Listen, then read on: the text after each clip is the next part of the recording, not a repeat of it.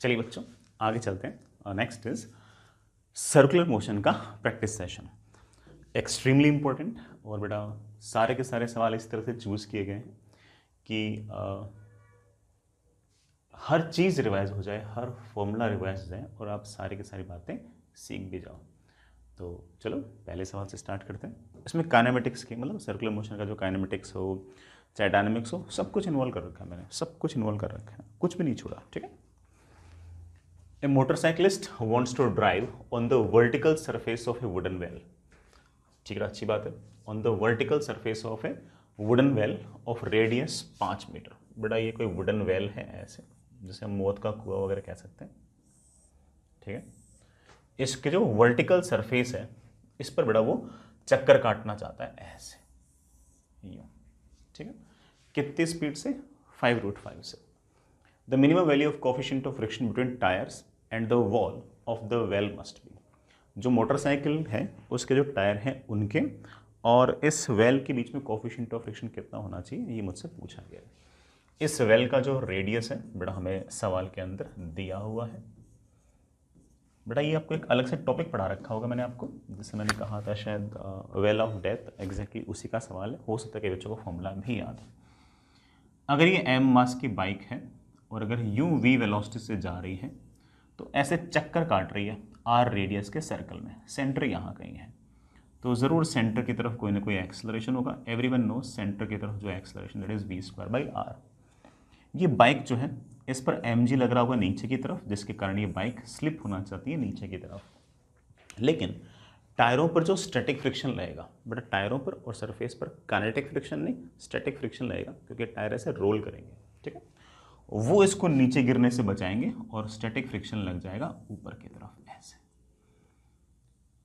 जो दीवार होगी बड़ा वो बाइक को अंदर की तरफ पुश करेगी किसी न किसी नॉर्मल फोर्स एन से, बस इतना सा ही काफ़ी है।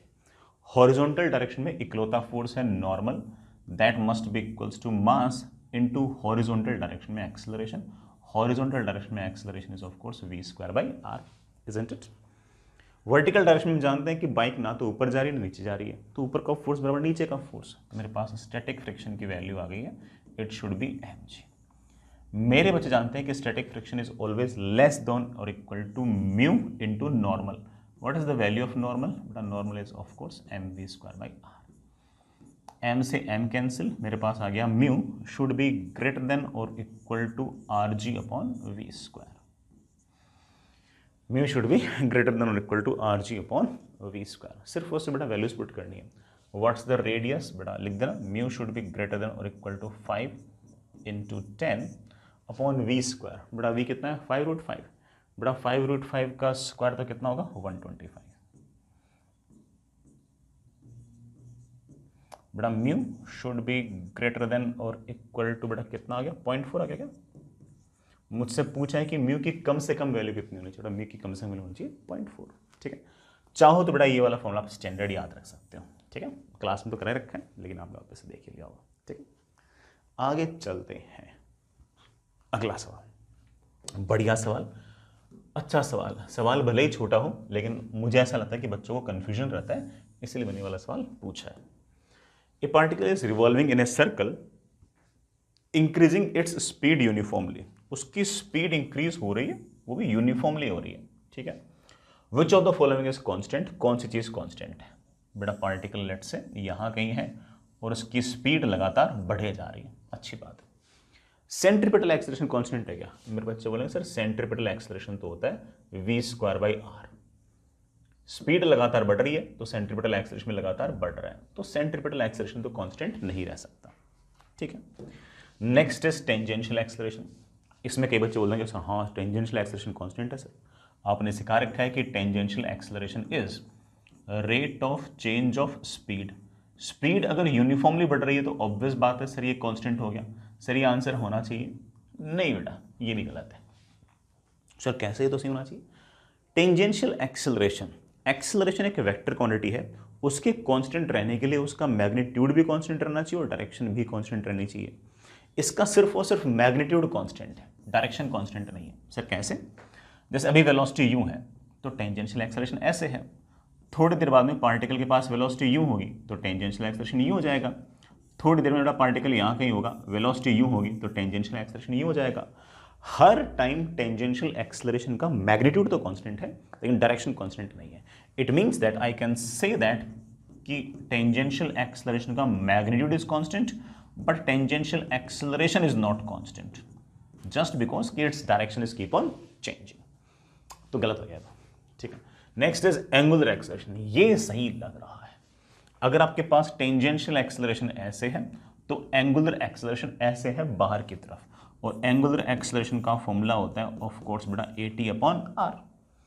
AT मैग्नीट्यूड में कांस्टेंट, r मैग्नीट्यूड में कांस्टेंट, तो अल्फा का मैग्नीट्यूड तो कांस्टेंट, और डायरेक्शन बेटा ऑफ कोर्स हमेशा ऐसी रहेगी, पार्टिकल ये घूमता रहेगा तो टेंजेंशियल एक्सेलरेशन डायरेक्शन हमेशा यही रहेगी, सॉरी एंगुलर एक्सेलरेशन डायरेक्शन हमेशा यही रहेगी। तो एंगुलर एक्सेलरेशन जो है उसका मैग्नीट्यूड भी कांस्टेंट है और डायरेक्शन भी constant. Answer is third not the second. ठीक है बच्चों, तो जब भी किसी वेक्टर के लिए ऐसे बोला देना कि कांस्टेंट हो, ध्यान दिया करो इस बात पे, कहीं ऐसा नहीं कि उस वेक्टर का सिर्फ और सिर्फ मैग्नीट्यूड कांस्टेंट हो, डायरेक्शन कांस्टेंट ना हो। ठीक है, तो हमेशा थोड़ा ध्यान रखा करो इस बात पे। बहुत बेवकूफ़ बनाते हैं, जेई वाले बनाते हैं, हम भी बनाते हैं, सभी बनाते हैं। बेवकूफ़ बच्चों को तो बेवकूफ़ बनाना ही चाहिए ना। A particle is moving in a circle so that its distance traveled varies with s is equals to 3t square plus 60। Circle पर मूव कर रहा है और किसी भी टाइम पर इसकी जो डिस्टेंस ट्रेवल है वो है 3t square plus 60। Then its acceleration at t equal to 1 second. 1 second पर इसका एक्सेलरेशन कितना होगा? सोचते हैं बेटा, t is equals to 1 second पर इसके पास कोई ना कोई स्पीड होगी, अंदर की तरफ सेंट्रीपिटल एक्सेलरेशन होगा और हो सकता है कि इस तरफ टेंजेंशियल एक्सेलरेशन भी हो। सर स्पीड कैसे निकालूं? जो आपकी डिस्टेंस ट्रेवल्ड है उसको डिफरेंशिएट कर दो टाइम के रेस्पेक्ट में, तो स्पीड आ जाएगी बट दैट इज 60 प्लस 6। अगर आपको टेंजेंशियल एक्सेलरेशन चाहिए तो मेरे वाले जानते हैं कि tangential acceleration is rate of change of speed. बेटा क्या स्पीड कांस्टेंट है क्या? मेरे बच्चों ने नहीं सर स्पीड कांस्टेंट नहीं, स्पीड तो लगातार टाइम के साथ चेंज हो रही है, तो इसका मतलब टेंजेंशियल एक्सेलरेशन है। कितना टेंजेंशियल एक्सेलरेशन है? 6। ये तो तय हो गया कि पार्टिकल के पास जो सर्कुलर मोशन कर रहा है उसके पास टेंजेंशियल एक्सेलरेशन है 6। ये टेंजेंशियल एक्सेलरेशन तो आपका कांस्टेंट आ गया। सर सेंट्रीपिटल एक्सेलरेशन कितना होगा? सेंट्रीपिटल एक्सेलरेशन सेंटर की तरफ होगा और उसकी वैल्यू होगी v²/r। सर v तो अलग अलग टाइम पर अलग अलग है, सही बात है बेटा। तो मुझे किस टाइम पर चाहिए? 1 सेकेंड पे, तो एक पटक दो उसके अंदर। जैसे मैंने एक पटका, स्पीड की बेटा वैल्यू आ गई है 12 मीटर पर सेकेंड, तो सेंट्रीपिटल एक्सेलरेशन मेरे पास आ गया v²/r। बेटा व्हाट्स द रेडियस? 12 ही क्या? सेंट्रीपिटल एक्सेलरेशन आ गया मेरे पास 12 इस टाइम पर। बेटा 12 ये है, 6 ये है। मुझसे पूछा है बताओ कि नेट एक्सेलरेशन कितना होगा? नेट एक्सेलरेशन होगा ऐसे √6 का स्क्वायर प्लस 12 का स्क्वायर। आई थिंक बेटा 6√5 आ गया। 6√5 इज ऑप्शन नंबर 1। ठीक है, आगे चलो भाई। Next is a bird is flying in air of course to take a turn in horizontal circle. बेटा बर्ड है वो यूं बेटा ऐसे फ्लाई कर रही है। आप नोटिस किया होगा जब बर्ड ऐसे सर्कल में जाती है ना तो हल्का सा अपने पंखों को ऐसे टेढ़ा कर दिया, फिर यूं जाती है। In a radius r with velocity v, it should bend itself at an angle this much with horizontal। मतलब बेटा जो बर्ड है वो ऐसे r रेडियस के सर्कल में यूं उड़ना चाहती है। जब बर्ड उड़ना चाहती है उस टाइम पर बर्ड यूं नहीं कि ऐसे घूम जाती है, बर्ड हल्की सी अपने आप को ऐसे टिल्ट करती है, यूं टिल्ट करती है हॉरिजॉन्टल के साथ। ये अगर हॉरिजॉन्टल है तो बर्ड जो है वो ऐसे अपने आप को टिल्ट करती है। मुझसे पूछा है कि ये वाला एंगल कितना होगा, सोच लेंगे, आसान सा काम है बेटा। इस बर्ड पर सबसे पहले बेटा नीचे की तरफ तो लगेगा mg। इस पूरे के पूरे अरेंजमेंट पर ऑब्वियस बात है कि एयर का कोई ना कोई फोर्स तो रहेगा। एयर का जो फोर्स आएगा बेटा वो ऐसे आएगा बर्ड के सरफेस के परपेंडिकुलर ही। मैं उसको ऐसे n लिख दूं एक बार के लिए। ये वाला एंगल थीटा, तो ये वाला एंगल 90 माइनस थीटा, ये वाला एंगल अगेन आपके पास थीटा। मैं जानता हूं कि बर्ड अगर v स्पीड से अगर यूं जा रही है और अगर ये सर्कल का सेंटर है तो जरूर सेंटर की तरफ एक सेंट्रीपिटल एक्सेलरेशन होना चाहिए v²/r। बन गया अपना काम। वर्टिकल डायरेक्शन में बर्ड ना तो ऊपर जा रही है ना नीचे जा रही है, तो ऊपर का n cos theta must be equal to mg। Horizontal direction में n का sine theta must be equals to mass into अंदर की तरफ एक्सेलरेशन, अंदर की तरफ acceleration is of course v square by r। जैसे ही डिवाइड किया बेटा मेरे पास आ गया tan theta is equals to v square upon r g. Theta की वैल्यू आ गई है tan inverse of v square upon r g. बेटा कोई ऐसा ऑप्शन है क्या? पहला वाला ये शायद, ये आंसर आ गया tan equals to v square upon r g, ये हमारा आंसर आ गया। बढ़िया। हालांकि कोई बच्चा कह सकता है कि सर ये वाला सवाल तो वही आ गया जो हमने गाड़ी वाले केस में, गाड़ी जब आर रेडियस सर्कल में मूव कर रही थी तो ओनली बैंकिंग वाला केस था, मैं सड़क को हल्का सा उठाया था, वही वाला आंसर आ गया। वहां पर भी tan equals to v square upon r g था, यहां पर भी tan equals to v square upon r g. बिल्कुल सही बात है बेटा, डायरेक्ट फॉर्मूला लगा सकते हो, कोई दिक्कत नहीं है। ठीक है, आगे चलते हैं, आगे चलें। नेक्स्ट इज बढ़िया सा सवाल है, अगेन बड़ा सुनिएगा। एक car travels with constant speed, बड़ा गौर करना, कांस्टेंट स्पीड, कांस्टेंट स्पीड मतलब टेंजेंशियल एक्सेलरेशन तो जीरो, मतलब टेंजेंशियल फोर्स तो zero on a circular road. Circular है थोड़ा ठीक है, सर्कल के लोग जा रही हो तो सेंट्रीपिटल एक्सेलरेशन तो होगा ही होगा। ऑन ए हॉरिजॉन्टल ग्राउंड, ठीक है। In the figure shown F air is the force of air resistance to the car, मतलब अगर कार जो है उसके पास बड़ा वेलोसिटी अगर इस तरफ है तो वेलोसिटी के अपोजिट डायरेक्शन के अंदर जो एयर है वो कोई ना कोई फोर्स लगा रही है।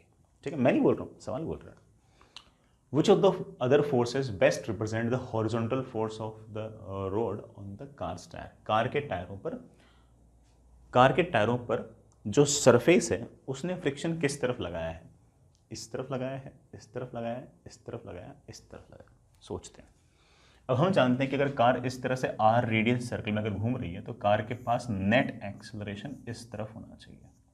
इस तरफ तो कोई एक्सेलरेशन है ही नहीं, सवाल ने बोल दिया कि टेंजेंशियल एक्सेलरेशन तो जीरो है।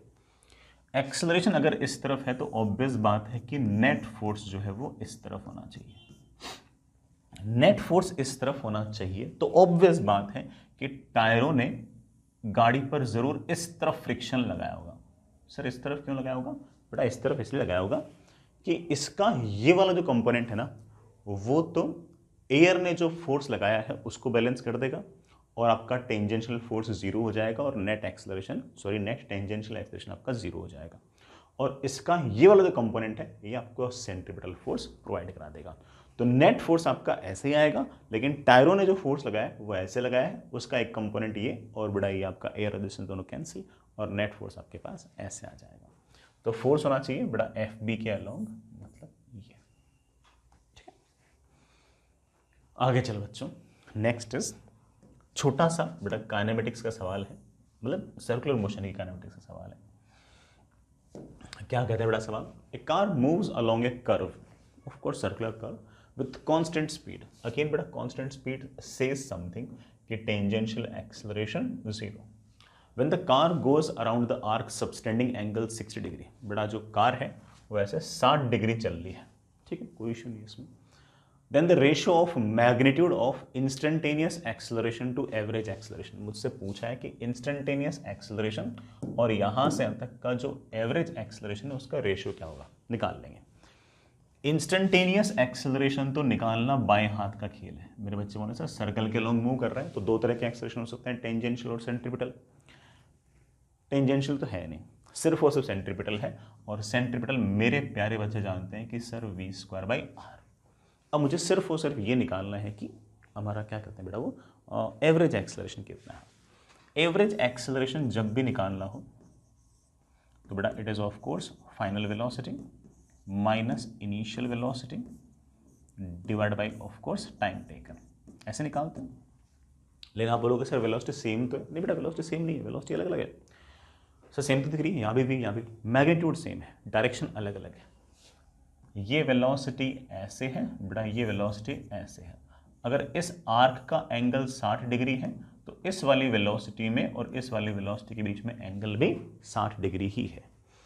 एक वेक्टर में से जब दूसरे वेक्टर को माइनस करते हैं तो बड़ा मेरे ख्याल से मैग्नीट्यूड आता है रूट ऑफ वी फाइनल के मैग्नीट्यूड का स्क्वायर, वी इनिशियल के मैग्नीट्यूड का square minus 2 times V final V initial divided by cos of angle between them. चलो एक बार थीटा लिख देता हूँ, divide by of course delta T. बड़ा V final V initial magnitude में सेम ही है, दोनों ही वी हैं, तो लिख देता हूँ V square plus V square minus 2 times v into v square cos 60, बड़ा cos 60 is of course half, divide by time taken. बड़ा ये कैंसिल, टाइम कितना लगेगा बेटा, यहाँ से तक आने में टाइम कितना लगेगा, ये वाला एंगल 60 डिग्री है, तो 60 डिग्री मतलब ऑफ कोर्स π/3, तो ये रेडियस अगर r है तो ऑफ कोर्स ये डिस्टेंस ट्रेवल्ड हो गई है π/3 into R. Constant speed v से अगर कोई आ रहा है, स्पीड तो कॉन्स्टेंट ना, तो π/3r डिस्टेंस ट्रेवल करनी है, कितनी स्पीड से, v से। बड़ा मेरे ख्याल से तो काम बन गया मेरा, बड़ा ऊपर तो v बच गया, 3v² तो आ जाएगा ऊपर, πr आ जाएगा नीचे। ये मेरे पास आ गया है मेरा एवरेज एक्सेलरेशन। मुझे इन दोनों का रेशियो पूछा है, इन दोनों का पूछा ना, ये पहले और ये बाद में, तो दिस अपॉन दिस किया तो v²/r तो कैंसिल होना भी चाहिए बेटा, कैंसिल है ना, एक्सेलरेशन को एक्सेलरेशन से अगर डिवाइड करोगे तो डायमेंशन लेस टर्म आनी चाहिए। जैसे बेटा इसको इससे डिवाइड किया बेटा, मेरे ख्याल से π/3 आ गया होगा, कितना आ गया बेटा, π/3। इसको इससे डिवाइड किया तो बेटा π/3 आ गया, पाई ऊपर चला गया। आगे चलो, नेक्स्ट इज अगेन बड़ा बढ़िया सा सवाल काइनेमेटिक्स का ही है, सर्कुलर मोशन की काइनेमेटिक्स का अच्छा सा सवाल। किसी बच्चे को अगर मान लो कि सर्कुलर मोशन की काइनेमेटिक्स आ गई तो उसे तो बाकी सब तो आता ही है, उसको लोड ही नहीं आगे। तो a car is moving on a circular path of radius 100 metre, बड़ा रेडियस जो है वो 100 मीटर है। आप ऐसे देख सकते हो कई बार कि ना कि सर सवाल कैसे करते हैं, मैं सवाल पढ़ता रहता हूँ तो सवाल में जो भी इंपॉर्टेंट सी इन्फॉर्मेशन होती है ना, उसे धीरे धीरे से नीचे लिखता भी रहता हूँ, और जो भी उसके इन्फ्रेंसेस वगैरह होते हैं मैं सवाल के साथ साथ लिखता रहता हूँ, ठीक। तो इससे एक्चुअली ये पता लगता है कि कोई इंसान कितना कॉशियसली, कितने बढ़िया तरीके से सवाल में से इन्फॉर्मेशन को एक्सट्रैक्ट कर रहा है, ठीक है। रेडियस इतनी है, such that speed is increasing at a rate of 5 metre पर सेकेंड स्क्वायर। स्पीड के बढ़ने की रेट 5 मीटर पर सेकेंड स्क्वायर है बेटा, स्पीड के बढ़ने की जो रेट होती है उसको हम बोलते हैं टेंजेंशियल एक्सेलरेशन। तो दूसरी बात मुझे पता लग गई कि टेंजेंशियल एक्सेलरेशन का जो मैग्नीट्यूड है वो 5 मीटर पर सेकेंड स्क्वायर। देखो कैसे सवाल पढ़ा और कैसे उसका मैंने इन्फ्रेंस निकाल लिया। At t=0 it starts from rest, बेटा शुरुआत में उसकी स्पीड 0 थी। What is the radial acceleration of the car at the instant it has completed 1 trip. जब ये पूरा का पूरा चक्कर कंप्लीट कर लेगा, बेटा रेडियस आपके पास 100 मीटर है, उस टाइम पर इसके पास कितना सेंट्रीपिटल एक्सेलरेशन होगा। बेटा मान लेते हैं कि इसके पास एंगुलर वेलोसिटी ओमेगा होगी या स्पीड v होगी, तो सेंट्रीपिटल एक्सेलरेशन ऑफ कोर्स होगा ω² इंटू आर। सर ओमेगा कैसे निकालूं, एक चक्कर काटने के बाद ओमेगा निकालना है, कर लेंगे बेटा, सब हो जाएगा। जैसे टेंजेंशियल एक्सेलरेशन तेरे को पता है बेटा, तो इससे तो अल्फा निकाल सकता है कि टेंजेंशियल एक्सेलरेशन अपॉन रेडियस। अब जरा सोच, बिल्कुल शुरुआत में रेस्ट पे था तो इनिशियल एंगुलर वेलोसिटी 0 थी, पूरा चक्कर काट लिया तो ऑफ कोर्स बेटा कितना एंगल चल लियो 2π, उसके बाद फाइनल एंगुलर वेलोसिटी कितनी होगी। आप बोलो मेरे पास फॉर्मूला है, क्या फॉर्मूला है बेटा, इनिशियल एंगुलर वेलोसिटी का square plus 2 times alpha into delta theta. Initial तो 0 प्लस 2 टाइम्स, बेटा what's the alpha, alpha is of course tangential acceleration upon R into delta theta, बेटा delta theta is of course 2π, ठीक है। मुझसे पूछा है कि इस टाइम पर इसका रेडियल एक्सेलरेशन सेंट्रीपिटल एक्सेलरेशन कितना होगा, सेंट्रीपिटल एक्सेलरेशन होगा ω² इंटू आर। बेटा रखो इसे, ω² इंटू आर रखा तो 2 times tangential acceleration into 2π upon R into R. बेटा आर से आर क्या हो गया, कैंसिल, सिर्फ वैल्यूज पटकनी है।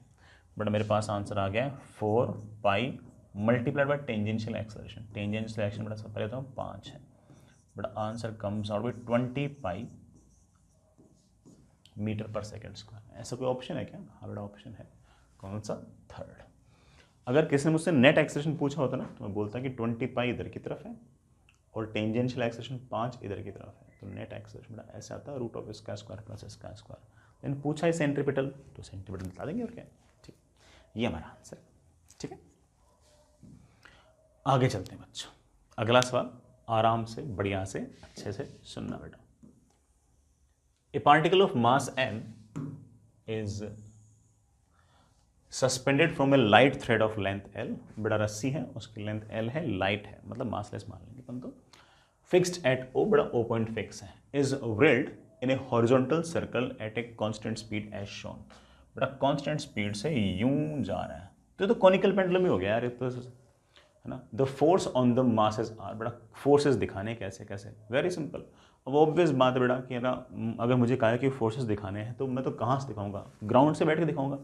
मुझे तो ग्राउंड से बैठकर सिर्फ और सिर्फ इस एम मास के पार्टिकल पर दो ही फोर्स दिख रहे हैं, नीचे की तरफ एम जी और ऐसे टेंशन, बस बस दो ही फोर्स दिख रहे हैं। सर ऐसा कोई ऑप्शन है क्या? बड़ा बिल्कुल है, ये रहा। सर वो सेंट्रीपिटल फोर्स क्यों नहीं दिखाया? अरे सेंट्रीपिटल फोर्स कोई नया फोर्स थोड़ी है, इस टेंशन का एक कंपोनेंट जो होगा वो mg को बैलेंस करेगा, और इस टेंशन का इधर की तरफ जो कंपोनेंट है उसी का तूने नाम निकाल रखा है सेंट्रीपिटल फोर्स। सेंट्रीपिटल फोर्स कोई नया फोर्स थोड़ी है ना। तो फोर्स तो दो ही है, रस्सी खींच रही है और अर्थ खींच रहा है, और कोई थोड़ी खींच रहा है इसको, ठीक है। तो ये हमारा आंसर है, ये वाला।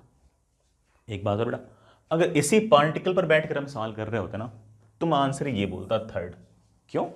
फिर टेंशन होती, W मतलब mg होता, वेट होता, और बाहर की तरफ सेंट्रीफ्यूगल फोर्स होता। तो अगर हम ऑन पार्टिकल से अगर FBD बनाते तो आपका थर्ड आंसर आता, ठीक है। अब कई बच्चा बड़ा हल्का सा बेवकूफ़ होता है, वो जानता क्या सोचता है, वो ये सोचता है कि अरे सर है ना सेंट्रीपिटल फोर्स तो आपने दिखाया ही नहीं, है ना। तो वो उस चक्कर में क्या होगा कि ना वो उसको आने बात चमकी नहीं बेहतर कि सेंट्रीपिटल फोर्स नया फोर्स नहीं है, सिर्फ और सिर्फ मास इनटू सेंट्रीपिटल एक्सेलरेशन का नाम निकाल दिया सेंट्रीपिटल फोर्स, बाकी तो फोर्सेस वही हैं, टेंशन है, स्प्रिंग की टेंशन है, रोड की टेंशन है, फ्रिक्शन है, कोई नया फोर्स थोड़ी हो गई, ठीक है। तो मेरे ख्याल से ये सेकंड वन आपका आंसर आ जाएगा। हालांकि कोई बच्चा जिद कर लेगा तो कहेगा सर फोर्थ को भी लिखो, है ना, वो कहेगा देखो सर एफ एफ कैंसिल है, ठीक है। दोनों में से ऑब्वियस बात है कि ज़्यादा अप्रोप्रिएट तो टू ही है। आगे चलते हैं बेटा, अगेन अच्छा सा थियोरेटिकल सा सवाल। अगेन सवाल बेटा इस तरह से चूज किए मैंने कि आपको कहीं ना कहीं कन्फ्यूजन जो हो वो दूर हो, है कि। ए particle is acted upon by a force of constant magnitude which is always perpendicular to the velocity of the particle. The motion of the particles takes place in a plane. एक plane में बड़ा particle का motion है, force का magnitude हमेशा आपके पास constant है। It follows that, बड़ा मोशन क्या क्या फॉलो करेगा। वैसे सवाल तो आसान ही है बट फिर भी चलो सुनो। आपके पास बड़ा सिचुएशन ऐसी है कि particle is acted on a force of constant magnitude, force का magnitude constant which is always perpendicular to velocity। जैसे ये पार्टिकल के पास वेलोसिटी है तो फोर्स उसके परपेंडिकुलर है ऐसे, पार्टिकल के पास वेलोसिटी यू है तो फोर्स ऐसे है, पार्टिकल के पास वेलोसिटी यू है तो फोर्स ऐसे है, पार्टिकल के पास वेलोसिटी यू है तो बेटा नेट फोर्स ऐसे है। फोर्स का ऑफ कोर्स मैग्नीट्यूड कांस्टेंट बोल रखा है बेटा, मैग्नीट्यूड जो है वो मुझे कांस्टेंट बोल रखा है, डायरेक्शन तो ऑब्वियस बात है चेंज हो रही है, अभी ऐसे अभी ऐसे अभी ऐसे ऐसे, ठीक है। और एक प्लेन में मोशन है, 2 डायमेंशनल 3 डायमेंशनल मोशन नहीं है। सबसे पहला सवाल, velocity is constant? Of course not. अगर फोर्स लग रहा है तो एक्सेलरेशन है, एक्सेलरेशन है तो ऑफ कोर्स वेलोसिटी कांस्टेंट नहीं हो सकती, वेलोसिटी चेंज हो रही है। हाँ ये जरूर है कि एक्सेलरेशन या फोर्स जो है वो वेलोसिटी के परपेंडिकुलर डायरेक्शन में है, तो वो सिर्फ और सिर्फ क्या चेंज करेगा, डायरेक्शन चेंज करेगा, वो मैग्नीट्यूड चेंज नहीं करेगा, ठीक है। Second option, acceleration is constant, गलत। सर गलत कैसे? फोर्स कांस्टेंट था ना बेटा, फोर्स कांस्टेंट नहीं था, फोर्स का मैग्नीट्यूड कांस्टेंट था। एक्सेलरेशन अभी ऐसे है, अभी ऐसे है, अभी ऐसे, अभी ऐसे, direction is keep on changing, तो गलत हो गया ये भी। काइनेटिक एनर्जी इज वेरिएबल, बड़ा गलत लग रहा है, तो काइनेटिक एनर्जी तो कांस्टेंट है, क्योंकि वेलोसिटी और फोर्स अगर हमेशा परपेंडिकुलर है तो इस फोर्स का पावर 0, इस फोर्स का पावर 0 तो इस फोर्स का वर्क डन 0, और अगर वर्क डन 0 तो kinetic energy will remain constant, speed will remain constant. Last but not the least, it moves in A circular path. Yes, ये सही लग रहा है, अगर फोर्स हमेशा ही वेलोसिटी के परपेंडिकुलर है तो ऑब्वियस बात है कि मोशन तो सर्कुलर ही होगा, ठीक है। आगे चलते हैं बच्चों, सवाल देखना बेटा। The member O A rotates in horizontal axis, बड़ा ये एक्सिस जो है ये हॉरिजॉन्टल है, और ये जो प्लैंक है बेटा ये ऐसे रोटेट कर रहा है, constant counter clockwise angular velocity 3 radian per second, ऐसे एंटी क्लॉकवाइज मूव कर रहा है, एंटी काउंटर क्लॉकवाइज बोल दो, एंटी क्लॉकवाइज बोल दो, एक ही बात है। क्लॉकवाइज ऐसे हो गया, एंटी क्लॉकवाइज ऐसे हो गया। ओमेगा कांस्टेंट है 3 radian per second. As it passes through angle theta is equals to 0 degree, a small m mass is placed upon it at a radial distance 0.5 metre. यहाँ थोड़ा 0.5 metre दूर मैंने कोई particle रख दिया। If the mass is observed to slip at theta equal to 37 degree, रखा तो बड़ा 0 डिग्री पे था, फिर जब चलते चलते चलते 37 डिग्री पे पहुंचा तो वो जस्ट स्लिप होने लग गया। तो पक्की बात है कि फ्रिक्शन बढ़ते बढ़ते अपनी लिमिटिंग वैल्यू पर पहुंच गई होगी। The coefficient of friction between the mass and the member is, बड़ा जो नीचे वाली प्लैंक है ये और इस एम मास के बीच में कोफिशिएंट ऑफ फ्रिक्शन कितना होगा, मुझसे ये पूछा गया। सवाल तो बड़ा अच्छा, ठीक है, लेकिन अपन कर लेंगे, अपन भी तो फूड हुए। ये बड़ा आपका हॉरिजॉन्टल, किसी टाइम पर बड़ा आपका ये जो प्लैंक है ये ऐसे जा रहा है, कितने एंगल पे, 37 डिग्री पे। यहां से कुछ आर डिस्टेंस दूर बड़ा हमने पार्टिकल रखा है, यहां से कुछ आर डिस्टेंस दूर ये बड़ा मेरे पास एम मास का पार्टिकल है, और हम इसको पूरे को ऐसे घुमा रहे हैं ओमेगा से। बेटा ग्राउंड पे बैठ के मैं सवाल कर रहा हूँ, ठीक है। इस एम मास पे कौन से फोर्स है, सबसे पहले एम जी, बड़ा उस एम जी के 2 कंपोनेंट आएंगे। इधर की तरफ मेरे पास आएगा एम जी का साइन 37, इधर की तरफ आएगा एम जी का कॉस 37। सरफेस का ऑफकोर्स नॉर्मल भी आएगा। ग्राउंड से बैठ के अगर देख रहा हूं तो मुझे ऐसा लग रहा है कि ये एम मास का पार्टिकल जो है ये ऐसे आर रेडियस सर्कल में मूव कर रहा है, तो जरूर सेंटर की तरफ एक्सेलरेशन होना चाहिए v²/r या फिर ω² इंटू आर। ओमेगा दिया तो मैंने ω² इंटू आर लिख दिया। इस फोर्स के कारण ये बड़ा ब्लॉक ऑफकोर्स स्लिप करना चाहेगा ऐसे, ये स्लिप करना चाहेगा ऐसे, तो ऑफकोर्स स्लिप ना करे इसलिए स्टैटिक फ्रिक्शन लग जाएगा ऐसे। जैसे जैसे एंगल बढ़ेगा बढ़ेगा बढ़ेगा बढ़ेगा ऑफकोर्स थीटा बढ़ेगा तो बड़ा ये वाला फोर्स बढ़ेगा, ये वाला फोर्स बढ़ेगा तो इसको बैलेंस करने के लिए स्टैटिक फ्रिक्शन भी बढ़ेगा। एक टाइम ऐसा आएगा जब स्टैटिक फ्रिक्शन चलते चलते अपनी मैक्सिमम वैल्यू पर पहुंच जाएगा। सवाल अगर हमने ढंग से पढ़ा है तो हमें पता है कि जब एंगल 37 डिग्री होता है तब जस्ट स्लिप होने वाली कंडीशन आई है, और अब आपका जो ब्लॉक है वो स्लिप करने वाला है। स्टैटिक फ्रिक्शन की मैक्सिमम वैल्यू का मेरे पास फॉर्मूला है, that is of course mu into N. बन गया अपना सवाल। This normal is equals to, बेटा इस तरफ तो कोई फोर्स नहीं है ना, नेट फोर्स 0 आना चाहिए भाई, टेंजेंशियल एक्सेलरेशन तो है नहीं, कांस्टेंट ओमेगा से लेके जा रहे हो, टेंजेंशियल एक्सेलरेशन नहीं है तो this should be equal to this, है कि नहीं। तो tension should be equal to M G का cos 37, that is of course 4mg/5। इस तरफ mg sin 37 लग रहा है अंदर की तरफ 3mg/5, बाहर की तरफ लग रहा है स्टैटिक फ्रिक्शन की maximum value, that is of course mu into normal, बड़ा नॉर्मल की वैल्यू है of course 4mg/5, that should be equal to mass into अंदर की तरफ एक्सेलरेशन, बड़ा अंदर की तरफ एक्सेलरेशन है ω² इंटू आर। ठीक है बड़ा, मेरे ख्याल से बन गया काम। m से m गया, बड़ा मुझे म्यू निकालना है, क्या म्यू निकालना है ना, हाँ बाकी सब दे रखा है, ω3 दे रखा है, r बेटा 0.5 दे रखा है। रखते बेटा 3 इंटू 10/5 बड़ा तो आ गया 6 माइनस म्यू इंटू 4 इंटू 10/5 बड़ा 8 आ गया हुआ, ठीक है, इज इक्वल्स टू ω², बड़ा कितना आ गया 9 इंटू आर बड़ा कितना है 0.5, 9 into 0.5 is of course 4.5, 6 minus 4.5/8 is equals to mu, बड़ा 6 माइनस 4.5 इज ऑफ कोर्स 1.5/8। ठीक है ना, मुझसे बड़ा म्यू की वैल्यू पूछिए, बड़ा म्यू की वैल्यू आ गई है 15/80, 15/80, बड़ा कुछ कैंसिल हो रहा है क्या, हाँ हो रहा है बेटा, ये आ जाएगा 3, ये आ जाएगा 16, बड़ा 3/16 ऑप्शन नंबर 1 ये हमारा आंसर है। ठीक है, अच्छा सवाल था, बढ़िया सवाल था, पूरा एकदम सॉल्व करना पड़ा, दिमाग लगाना पड़ा।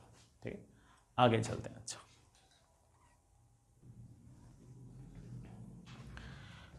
आगे चलिए। नेक्स्ट इज सवाल सुनिए बेटा, अगेन थोड़ा सा बढ़िया सवाल है, मतलब जैसे पिछले वाला सवाल थोड़ा सा ऐसे ज़्यादा सोचना पड़ा था, इस बार भी ज़्यादा सोचना पड़ेगा, और अगर हल्का फुल्का भी ऐसे ऊंच नीच होगी तो आंसर आ जाएगा गलत। ठीक है। A small ring of mass m is connected with a particle of same mass. ये रिंग है, ये पार्टिकल है, दोनों का मास सेम है, आइडियल स्ट्रिंग है, मतलब मासलेस है, and the whole system is released as shown in figure. ऐसे बड़ा रिलीज कर दिया पूरे सिस्टम को। Coefficient of friction between ring and wire is 3/5। बड़ा रिंग के और वायर के बीच में कोफिशिएंट ऑफ फ्रिक्शन 3/5 है, and ring A start sliding when connecting string will make angle theta with the vertical. ये जो रस्सी है जब ये वर्टिकल से एंगल थीटा बना लेगी तब जाके ये स्लिप करना स्टार्ट करती है, तब तक तो स्लिप ही नहीं करती। तो इसका मतलब थीटा की वैल्यू, अच्छा जब जस्ट स्लिप कर रही होगी तो उस टाइम ऑब्वियस बात है कि फ्रिक्शन बढ़ते बढ़ते अपनी लिमिटिंग वैल्यू पर पहुंच गया होगा। मुझसे पूछा है कि बताओ थीटा कितना होगा। करते हैं बेटा सोल्व आराम से इत्मीनान से। ये आपका बड़ा वायर जिस पर आपने रिंग फंसा रखी है, ये रही बड़ा आपकी रिंग। ठीक है, ये रहा बड़ा आपका वर्टिकल, और आपका जो तार है वो मेरे बच्चों, जो तार है वो ऐसे आ गया।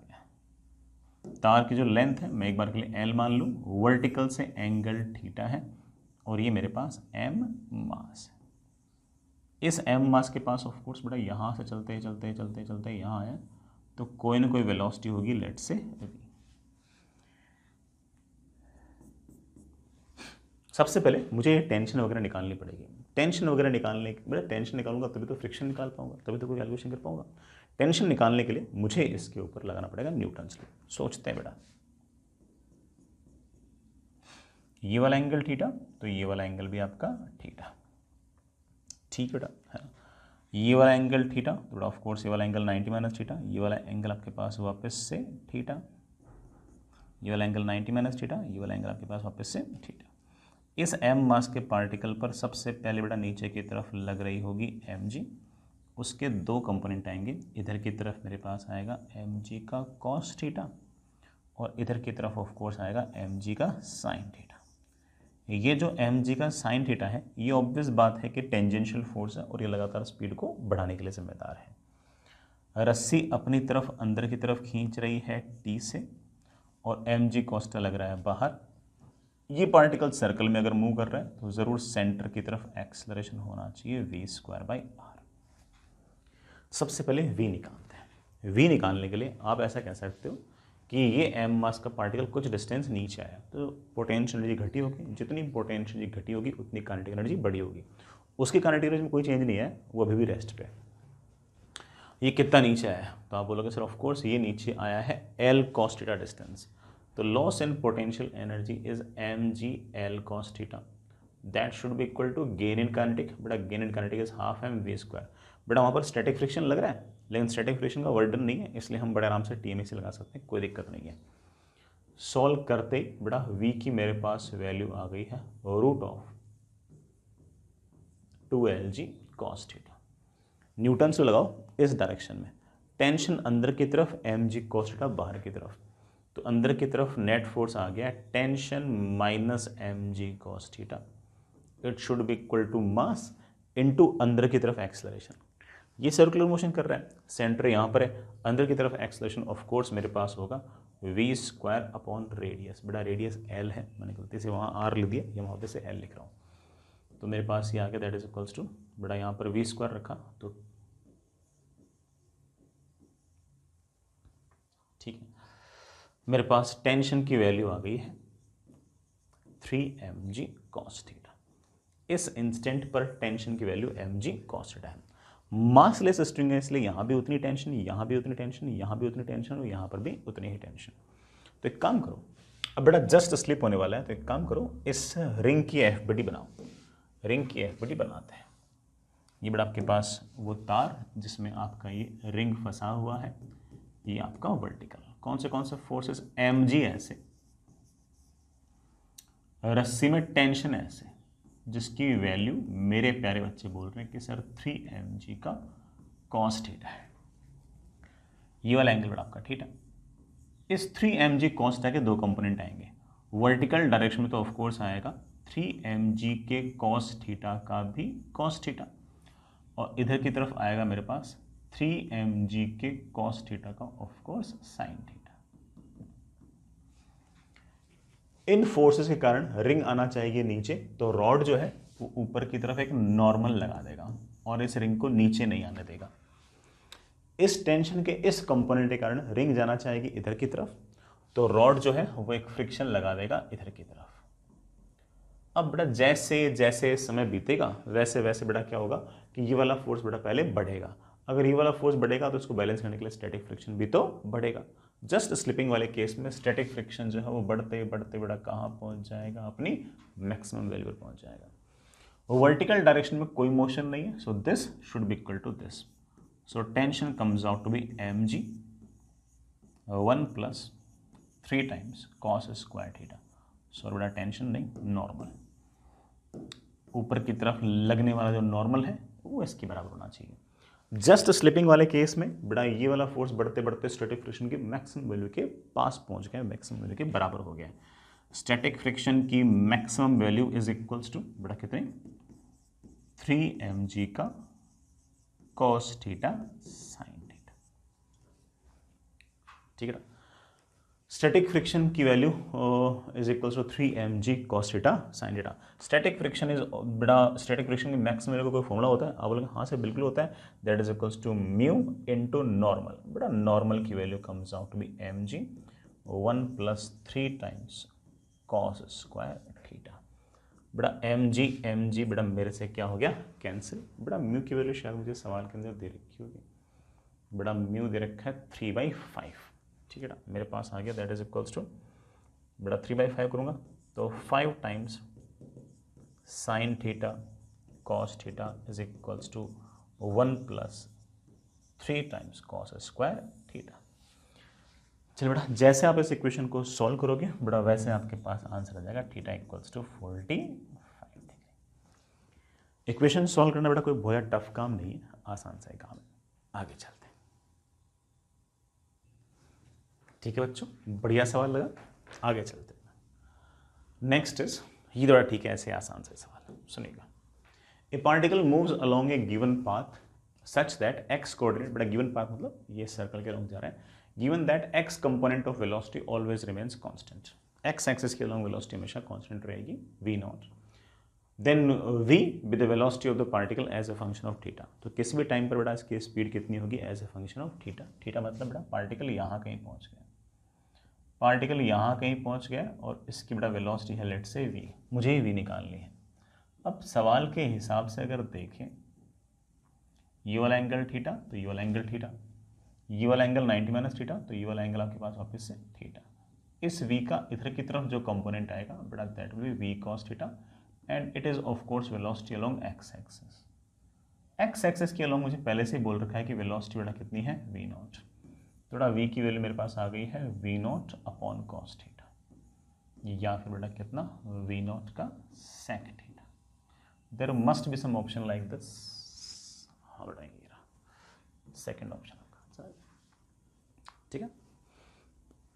आगे चलते बेटा ऐसा ही एक और आसान सवाल जो मैंने फॉर्मूले पहले से याद करा रखे हैं बेटा उसी के बेसिस पे ही पूछा गया सवाल है। बेटा स्मॉल साइज्ड मास m है is attached bye A massless string, ठीक है, ऑफ लेंथ l। बेटा रस्सी की लेंथ आपके पास l है, ठीक है। फ्रिक्शनलेस सॉलिड कौन है, बेटा ये कौन है, बेटा फ्रिक्शनलेस है, ठीक है। इसके ऊपर है द हाफ एंगल, बेटा जो सेमी वर्टेक्स एंगल है ये मुझे थीटा दे रखा है। If mass m moves around the horizontal circle at A speed v, बेटा ये m मास जो है वो ऐसे v स्पीड से यूं घूम रहा है, ठीक है, कोई बात नहीं। What is the maximum value of v for which the mass stays in the contact with the cone. बेटा इस v की मैक्सिमम वैल्यू कितनी रखूं कि ये जस्ट कॉन्टैक्ट में रहे, ठीक है। जस्ट कॉन्टैक्ट में रहने का मतलब है कि नॉर्मल जो है वो आपका जस्ट जीरो हुआ है। जस्ट कॉन्टैक्ट में रहने का मतलब क्या है, नॉर्मल आपका जस्ट जीरो हुआ है। अगर आपका नॉर्मल अगर जस्ट ज़ीरो हुआ है तो मेरे ख्याल से मेरे बच्चे इस बात को समझ गए हैं कि इसका मतलब इस केस में ये जो पार्टिकल है ये एक तरीके से कॉनिकल पेंडुलम हो गया है। बेटा क्या हो गया, कॉनिकल पेंडुलम। अब बहुत ज़्यादा बेटा बातें करने की खास ऐसी कोई ज़रूरत है नहीं। आप सीधा बात कर सकते हो कि कॉनिकल पेंडुलम के अंदर मैंने आपको टाइम पीरियड याद कराया था, t is equals to 2π√h/g, तो ओमेगा आ जाएगा √g/h, h मतलब बेटा ये L cos थीटा। स्टैंडर्ड सा ही रिजल्ट आपका, आप सीधा याद रख सकते हो इसको। सर तो ओमेगा हुआ पार्टिकल का, मुझे तो इसकी स्पीड चाहिए बेटा। अगर स्पीड चाहिए तो आप कह देना कि sir speed is of course omega into radius. बेटा रेडियस कितना है, अगर ये L है, ये L cos थीटा है, तो ये रेडियस है बेटा, रेडियस है आपका L sin थीटा। तो आप ऐसा कह सकते हो कि इसकी जो स्पीड होगी that will be of course omega into R. Omega है root of g/L cos theta into radius. बेटा radius is of course L sin theta. बेटा L sin थीटा को मैं रूट में लेके आऊंगा तो L square sin square theta. बेटा एक L कैंसिल, मेरे पास आ गया √GL, एक sine theta upon cos theta तो हो गया मेरे पास टेन थीटा, और एक 1/cos थीटा को मैं लिख दूंगा सेक थीटा। ऐसा कोई बड़ा ऑप्शन होना चाहिए यार ना।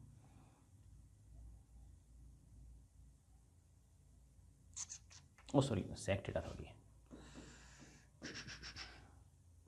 एक sine theta upon cos theta मेरे पास कितना हो गया टेन थीटा, एक साइन थीटा आपके पास और बच गया, तो √GL sine theta tan theta. बेटा थर्ड आपका ऑप्शन आ गया, ठीक है। तो जस्ट बेटा इसने कहा है कि बेटा वो जस्ट टच कर रहे हैं, जस्ट टच कर रहा है मतलब नॉर्मल जो है वो बस बिल्कुल जस्ट जीरो हुआ है। नॉर्मल अगर जस्ट जीरो है तो एक कॉनिकल पेंडुलम वाला मामला ही आपका वापस से आ गया। तो सारे फॉर्मूले आप लगा सकते हो। और कोई बच्चा कहता है तो बिल्कुल बेसिक से करना चाहूँगा, बेटा बिल्कुल बेसिक से कर लो, तब भी कोई ऐसे पहाड़ थोड़ी टूट पड़ेगा। बिल्कुल बेसिक से अगर करना चाहोगे तो आप बोलोगे देखो सर ये जो पार्टिकल है ये ऐसे जा रहा है, कितने रेडियस में, L sin थीटा के रेडियस में। कौन से फोर्सेस, mg ऐसे, टेंशन ऐसे, ये वाला एंगल थीटा, और ऐसे v वेलोसिटी से जा रहा है, मुझे ये v निकालना है। करते हैं बेटा, बेसिक से अगर करोगे तो आप बोलोगे सर ये वाला जो पार्टिकल है वर्टिकल डायरेक्शन में कोई मोशन ही नहीं है, तो ऊपर का फोर्स बराबर नीचे का फोर्स, तो टेंशन का cos theta is equals to mg। Horizontal direction में सिर्फ और सिर्फ टेंशन का साइन थीटा है, दिस टेंशन का sine theta must be equal to mass into centre की तरफ एक्सेलरेशन। बेटा सेंटर की तरफ एक्सेलरेशन तुम लोग जानते हो v² radius, but radius is not r, बेटा radius is of course l का साइन थीटा। जैसे डिवाइड करोगे टेंशन आपका गायब, आपका आंसर आ जाएगा। आगे चलते हैं बच्चों, नेक्स्ट इज अगेन बेटा एक बढ़िया सा काइनेमेटिक्स का सवाल सुनिएगा। ए particle moves along a circle with constant speed, speed बेटा कांस्टेंट है, ध्यान रखना कि आपका टेंजेंशियल एक्सेलरेशन तो जीरो होगा, such that magnitude of instantaneous acceleration is a. Magnitude of instantaneous acceleration, अब सर्कुलर मोशन है कि नहीं, और टेंजेंशियल एक्सेलरेशन है नहीं, तो ऑब्वियस बात है बेटा अब सिर्फ और सिर्फ क्या बचा, सेंट्रीपिटल, और सेंट्रीपिटल एक्सेलरेशन कितना होता है v²/r, तो बेटा एक ही वाली पक्की बात है कि v²/r है। The magnitude of average acceleration during the time it covers half circle, जितनी देर में ये हाफ सर्कल कंप्लीट करेगा उतनी देर में एवरेज एक्सेलरेशन कितना होगा, मुझसे ये पूछा है, निकाल दूंगा। मान लो कि t इज इक्वल्स टू 0 पर पार्टिकल यहाँ था, रेडियस बेटा मान लीजिए मेरे पास है r, और कांस्टेंट स्पीड v से चलते चलते चलते चलते चलते चलते ये यहाँ पहुँच गया। मुझे यहाँ से यहाँ तक का एवरेज एक्सेलरेशन निकालना है। क्या सर वेलोसिटी चेंज हुई है? ऑफ कोर्स बेटा वेलोसिटी चेंज हुई है सर, पहले भी v थी बाद में भी है, स्पीड सेम है, वेलोसिटी चेंज हुई क्योंकि डायरेक्शन चेंज हुआ है। अगर कोई मुझसे पूछेगा कि एवरेज एक्सेलरेशन कितना है तो मैं बोलूँगा कि बेटा that is of course final velocity minus initial velocity divide by of course time taken. Change in बेटा वेलोसिटी शायद सब बच्चों को नजर आ गई होगी 2v, इस बार बेटा आसान था। हालांकि मैंने चेंज इन वेलोसिटी का एक फॉर्मूला और सिखा रखा है बेटा, फाइनल वेलोसिटी का स्क्वायर प्लस इनिशियल वेलोसिटी का square minus 2 times initial velocity into final velocity into cos of angle between them. बेटा इस वेलोसिटी और इस वेलोसिटी बीच में एंगल कितना है 180, तो कॉस 180। इसको अगर सॉल्व करोगे तो भी 2v आएगा। हालांकि बेटा ये तो आसान सा था तो मैंने सीधा 2v लिख दिया, ठीक है, क्योंकि बेटा पहले वेलोसिटी एक तरह से v j कैप थी, अब velocity minus v j cap है, तो माइनस करूँगा तो बेटा 2v आ जाएगा, ठीक है। Divide by time taken, time कितना लगेगा, आप बोलोगे सर आधा सर्कल चला है पाई आर की डिस्टेंस ट्रेवल करनी है, कितनी स्पीड से, कांस्टेंट स्पीड v से, तो टाइम कितना लगेगा, पाई आर अपॉन वी। मेरे पास कुल मिलाकर एवरेज एक्सेलरेशन आ गया है 2v² अपॉन पाई आर। ये जो v²/r है ना, ये मुझे सवाल में दे रखा है a, तो मेरे पास आ गया that is equals to 2 upon pi into A. ये ले बेटा एवरेज एक्सेलरेशन मेरे पास ये आ गया 2/पाई इंटू ए। 2/पाई बेटा एन की वैल्यू पूछिए, एन की वैल्यू आ गई 2।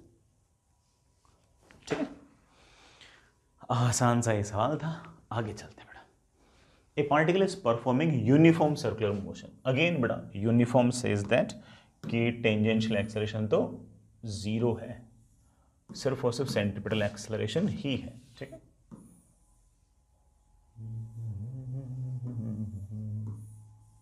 कहाँ रहेगा तुम, हाँ, सिर्फ और सिर्फ बेटा क्या सेंट्रीपिटल एक्सेलरेशन ही है, टेंजेंशियल नहीं है। At some instant acceleration is this and velocity is this.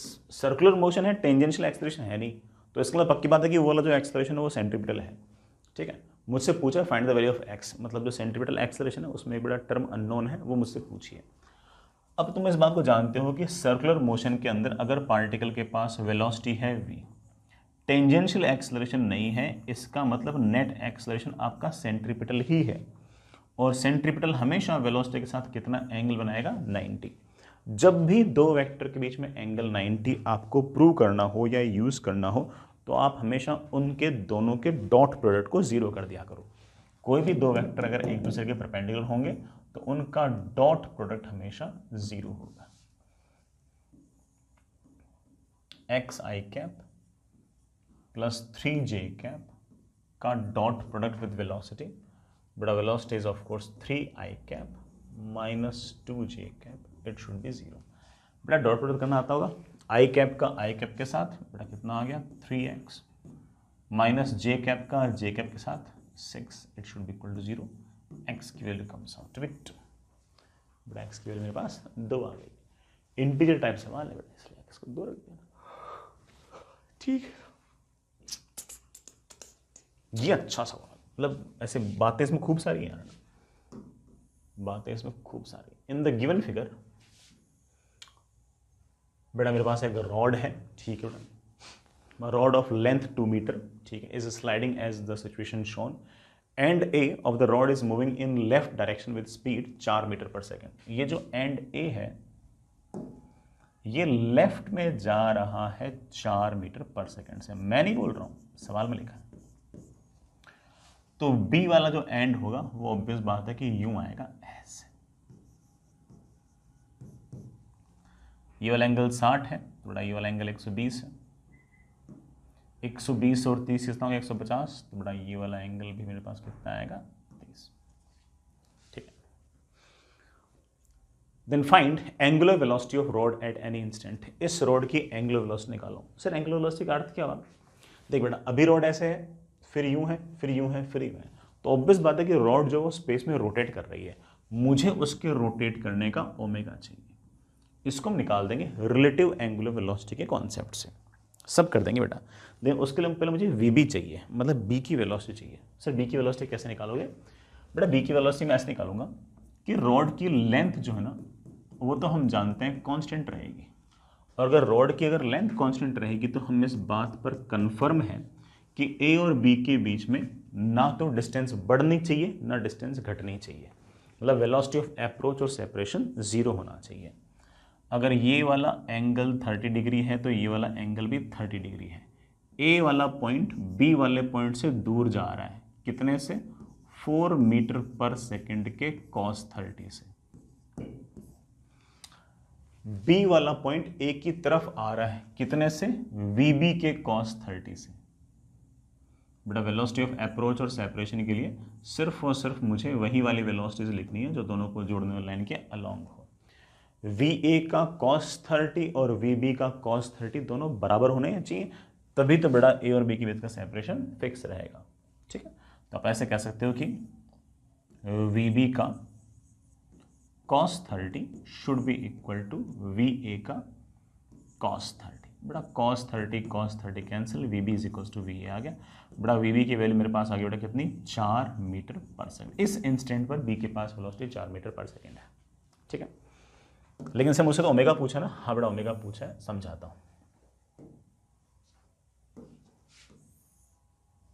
ये रॉड है बड़ा, लेंथ मेरे पास है 2 मीटर। इसके पास बड़ा जो वेलोसिटी 4 मीटर पर सेकेंड है, उसके दो कंपोनेंट है बेटा। इधर की तरफ है 4 का cos 30, इधर की तरफ है 4 का sin 30। इधर की तरफ है आपका 4 का cos 30, इधर की तरफ है आपका 4 का sin 30। बी के पास अगर देखें तो उसके पास वेलोसिटी इस तरफ है 4 का cos 30 और इस तरफ वेलोसिटी है 4 का sin 30, मतलब 2 मीटर पर सेकेंड। ओमेगा निकालने के लिए मुझे सिर्फ और सिर्फ इन वेलोसिटीज में इंटरेस्ट होता है। कौन से वाले वेलोसिटीज में? इनमें, जो दोनों पॉइंट को जोड़ने वाला लाइन के परपेंडिकुलर डायरेक्शन में होती है। चलो इसके रेस्पेक्ट में इसकी वेलोसिटी निकाल के देखते हैं।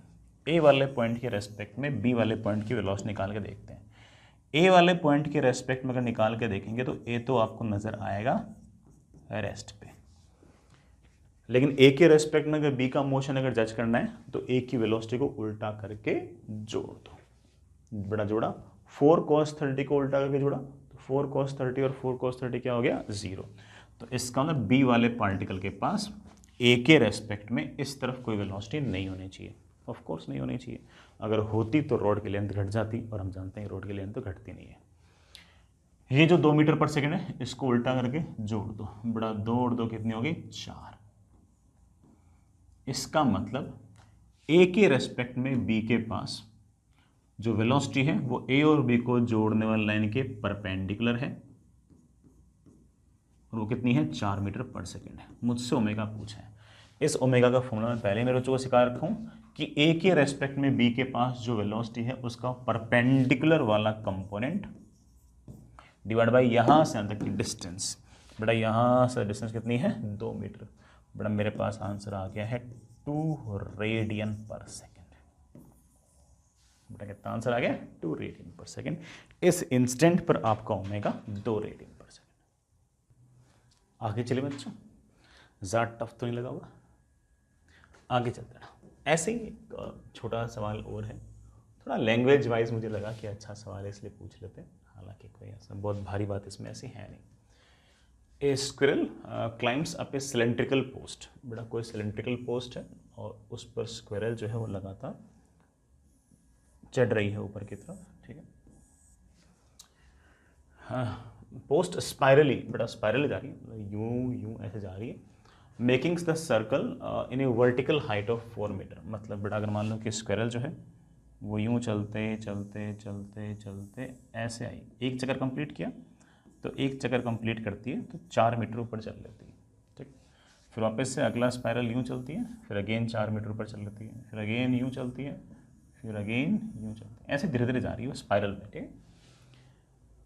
If the top of post is 16 feet. अच्छा, टोटल जो पोस्ट है उसकी टोटल हाइट जो 16 फीट है, तो इसका मतलब 4 चक्कर कंप्लीट कर लेगी। पहले चक्कर में 4 मीटर, अगले में 4 मीटर, अगले में 4 मीटर, अगले में 4 मीटर, ठीक है। It make sense.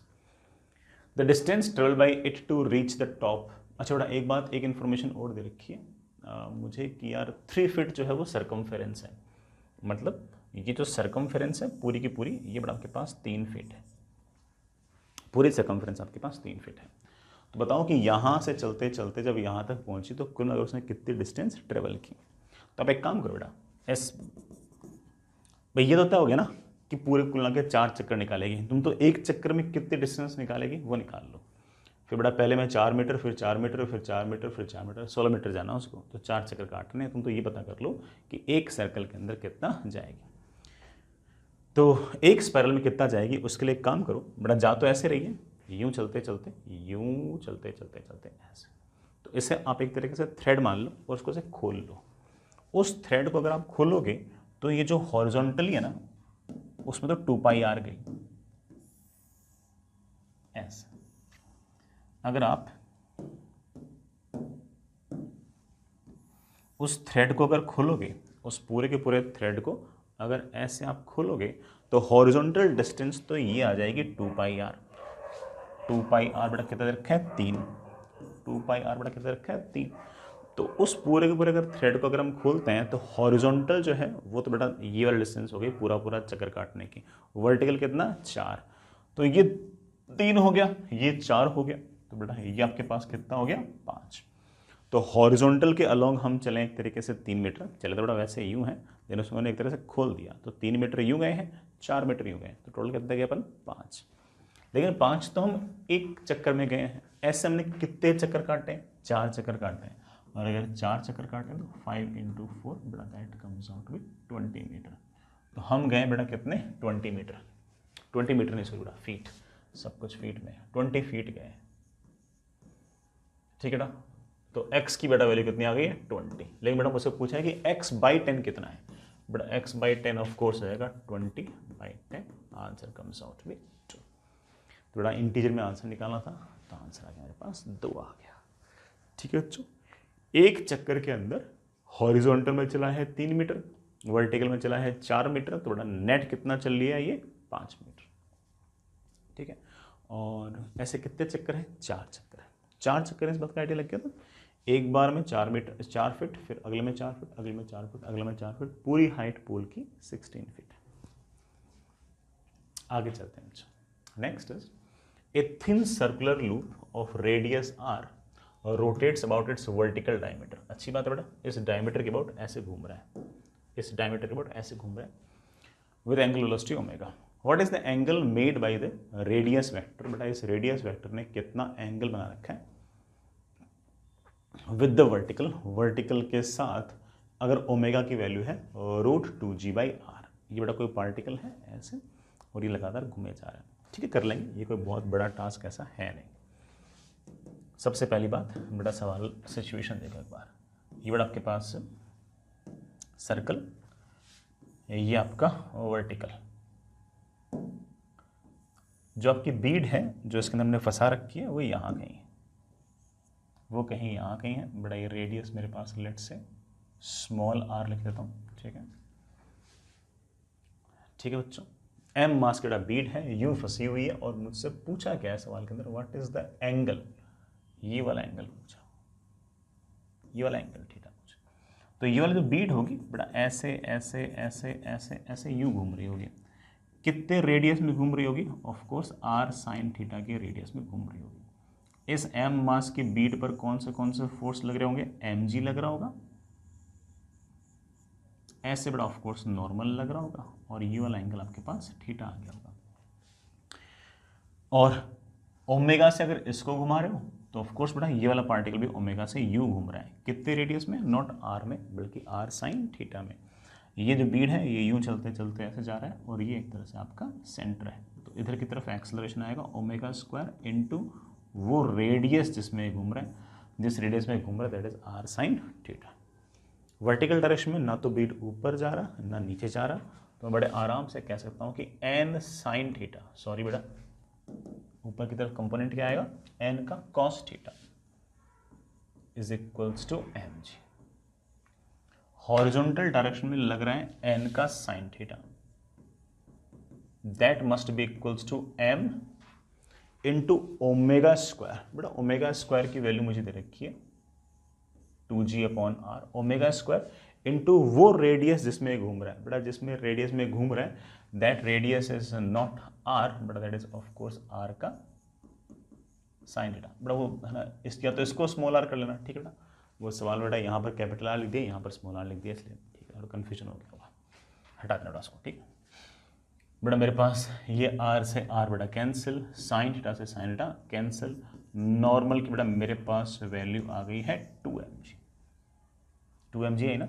इस नॉर्मल को उठा के यहाँ पर रखो, मेरे पास आ गया है 2mg का cos theta is equals to mg, बेटा mg कैंसिल, cos थीटा की वैल्यू मेरे पास आ गई है हाफ, तो बेटा थीटा की मेरे पास वैल्यू आ गई है 60 डिग्री, ठीक है। वो बेटा सवाल में यहाँ पर या तो कैपिटल R लिखो तो यहाँ भी कैपिटल R लिख लेना, यहाँ स्मॉल r लिखो तो यहाँ भी स्मॉल r लिख लेना, थोड़ा वो मिस प्रिंट हो गया, ठीक है, ठीक है बेटा, स्टैंडर्ड सवाल था, बन गया होगा सबसे। आगे चलते हैं बेटा। इन the figure shown A block of mass 2 kg moves in a fixed circular smooth track, बड़ा सर्कुलर स्मूथ ट्रैक है, इस पर यूं मूव कर रहा होगा, रेडियस 2 मीटर दे रखी है। It is release from top, बड़ा टॉप से छोड़ा है। Find the resultant force on the block in Newton's at the lowest point, बड़ा जब ये बेटा ये पार्टिकल बॉक्स सबसे नीचे होगा उस टाइम पर नेट फोर्स कितना होगा। नॉर्मल नहीं पूछा है, नेट फोर्स पूछा है, ध्यान देना। नेट रिजल्टेंट फोर्स पूछा है, नेट फोर्स पूछा है। कई बच्चे नॉर्मल निकाल लेते हैं और फिर सोचते हैं कि अच्छा नॉर्मली पूछा होगा, नॉर्मल नहीं पूछा, नेट फोर्स पूछा है।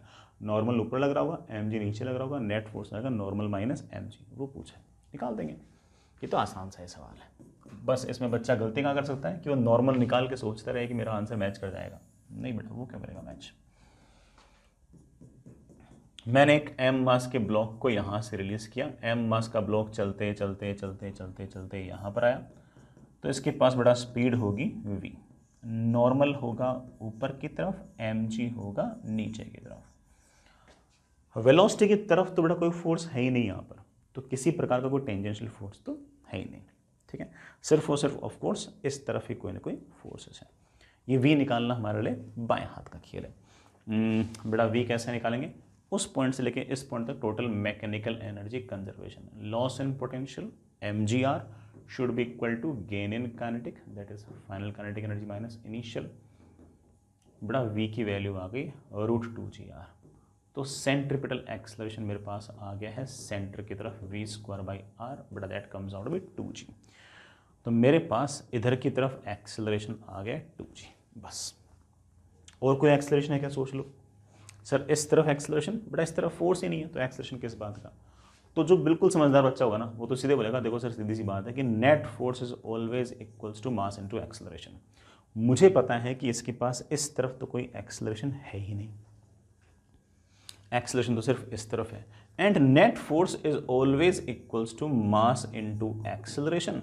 तो नेट फोर्स की वैल्यू आ गई है मेरे पास कितनी, 2mg, 2 टाइम्स बड़ा मास है 2, जी बड़ा कितना है 10 ले लूँ, बड़ा मेरे ख्याल से 40 न्यूटन का फोर्स आएगा। नेट फोर्स अगर किसी ने पूछा तो 40 न्यूटन का बड़ा आपके पास फोर्स आ गया, नेट फोर्स निकालना होता है। हाँ अगर कोई मुझसे पूछ ले कि नॉर्मल कितना आएगा, फिर मैं बोलूँगा कि देख बड़ा नॉर्मल ऊपर है, mg नीचे है, that must be equals to mass into ऊपर की तरफ एक्सेलरेशन। तो नॉर्मल की वैल्यू मेरे पास आएगी 3mg। लेकिन नॉर्मल नहीं पूछा बेटा, क्या पूछा है, नेट फोर्स। अब ऑब्वियस बात है कि 3mg ऊपर लग रहा होगा, mg नीचे लग रहा होगा, तो नेट फोर्स ऊपर की तरफ कितना आएगा, 2mg आएगा।